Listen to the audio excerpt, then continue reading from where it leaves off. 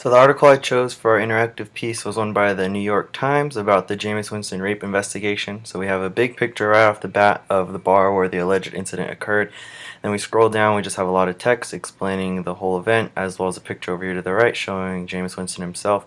And cool thing about this piece is that not only does it explain things in the text, but it also gives the people involved an opportunity to speak. So we have a video right here from one of the prosecutors just talking about it in his own words. Properly investigated from the start. I mean, there were so many things that needed to be done. So this just allows him to speak, as well as not only allowing us to read it ourselves, but to hear the actual person through that video.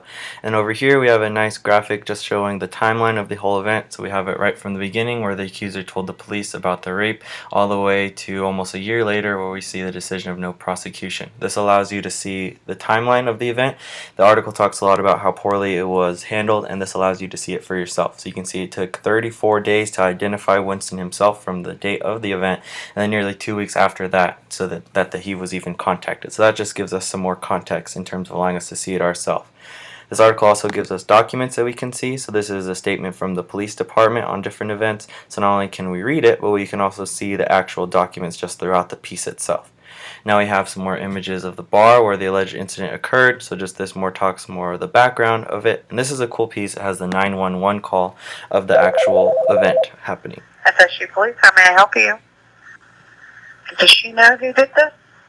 She has like a slight description. She doesn't remember it fully.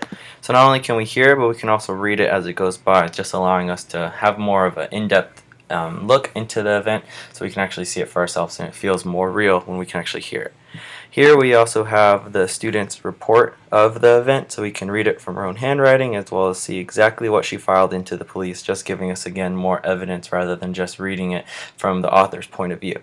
We also have some more documents coming in here, just talking about various other things that have happened. This is a cool thing in terms of visual, is where we have the quote and then the link, and when we click the link, the quote is highlighted right here in the document. So you can see it in this context, but then also see how it is presented in the original document over here. Continue scrolling down, more pictures of the people involved. This is cool just in terms of a journalistic aspect. The article again talks about how poorly the rape trial was handled, but this gives you another incident where Florida police didn't deal well with a rape trial. So it's not exactly Winston's trial, but it's another one showing you that it hasn't only just happened once, and it gives you some background here. Continue going down, we have some more videos as well as some more quotes. And we continue going, again, some more documents coming in here. So this is actually from one of the witness, what he filed on record, so we can see exactly what he said. Signature here, just to show you how official this is. So again, we can see these documents right here involved in the piece. Continue scrolling down, we have another soundbite here, just from the roommate. James, he somehow locked himself out of his room. He ended up breaking his door.